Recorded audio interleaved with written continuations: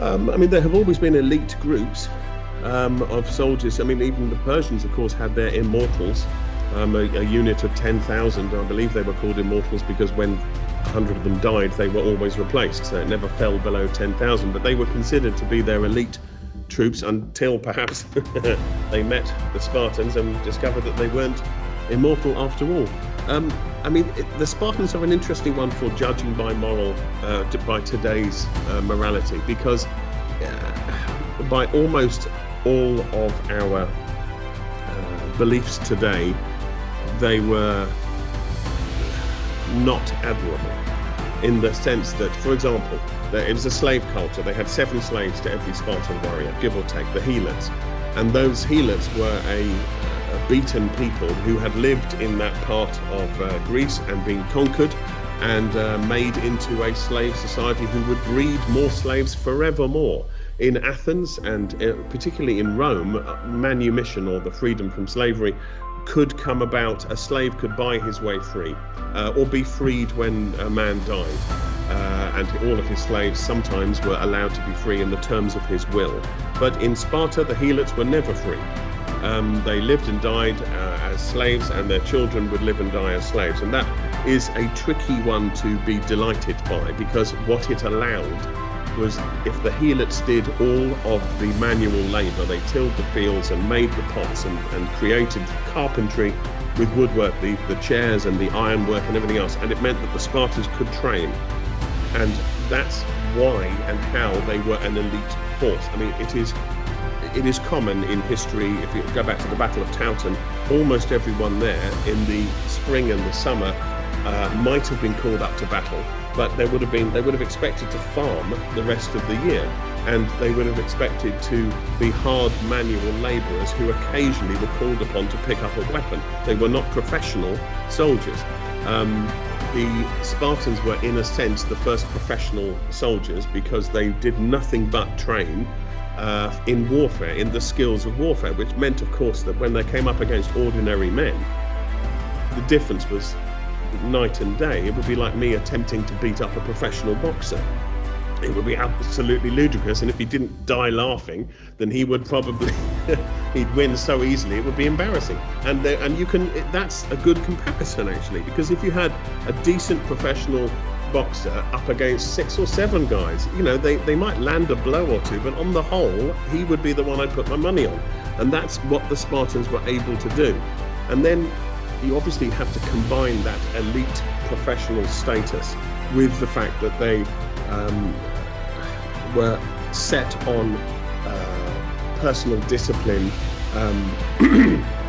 Famously, the boys they were never fed enough. They had to steal food, and if they were caught, it wasn't for they weren't punished for stealing. They were punished for being caught. They had an unusual moral setup. The women, trained with the men. They ran naked with the men, which was unique in Greece. The Athenians certainly didn't do that, and the Spartans created a force so terrifying that the Athenians knew the only possible way they could beat them was to build walls and remain behind the walls.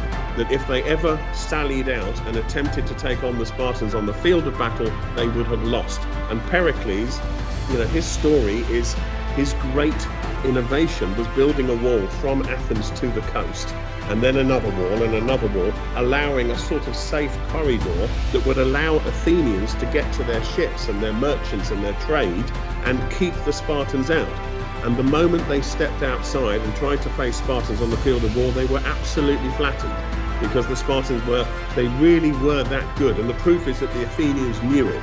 The proof is that when Persia invaded with a number of men so vast we don't know, anything from 150,000 to 500,000. Some people say 1 million, but I mean, we start to get ridiculous at this point. But nonetheless, a huge number. It was the Spartans and the Athenians on the field of battle who could not be broken. They were a stone in the flood, and no matter how many came against them, their discipline held, their armor was excellent quality.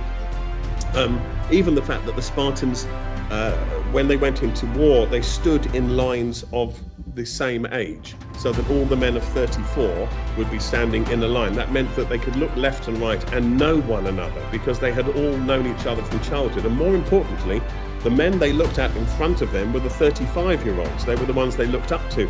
And the men behind them were the 33-year-olds, the ones who looked up to them.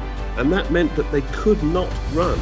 It was impossible. Imagine running from your entire society. So we know, for example, that one man at Thermopylae was blinded in the crush of Persian soldiers and lost his sight. And he was told, he was released by Leonidas and sent to go home.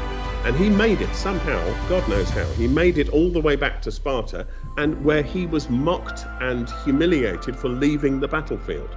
So much so that he demanded, although he was blind and remained blind, he demanded the right to stand with the Spartan forces again in the front rank when they met at Plataea against the Persians, and he was one of the first people killed because he was blind, and he was nonetheless rushing at the enemy because he was so determined to undo the shame of leaving King Leonidas at Thermopylae. But he was blind. You know, this is a standard that is so high, not even the Spartans can reach it. You know, I met an American once who said, being English is a club so exclusive, not even the English can get in. Which I thought was very clever. I'm still not quite sure what she meant by it, but I thought it was clever. But to some extent, the Spartans were so tough, not even the Spartans were tough enough to be part of it. So I don't know if it was a good idea. They were always small in number, and they knew it. Because they had this vast force of slaves, they rarely left Sparta for more than 2 weeks at a time. It was an extremely dangerous thing to do, because if the slaves revolted, they could come back to utter destruction. So we have a society where the birth rate is low, the men are incredibly valuable, and yet they were feared wherever men gathered and knew them. I mean, the story, I wrote a book on Xenophon's the 10,000, the retreat, the way home, Anabasis, I think it's based on. And, that was Spartans used as mercenaries, with Persian armies crashing and battering around them and discovering that they needed to leave the battlefield and go home, but no one could stop them. In the middle of a Persian battle, they could move at will anywhere in the battle against any forces brought against them. I mean, this is a level of elite soldiering that I don't think we've ever seen. And of course, it all disappears with the true invention of missile weapons. Once you have anything like a machine gun, all of that goes out of the window. It doesn't matter how good you are going to take a bullet through the eyes the same as everyone else. And that's, in a way, it's a shame, but it's the perfect technology of one era that would no longer apply today, any more than we see horses on the battlefield today, thank goodness.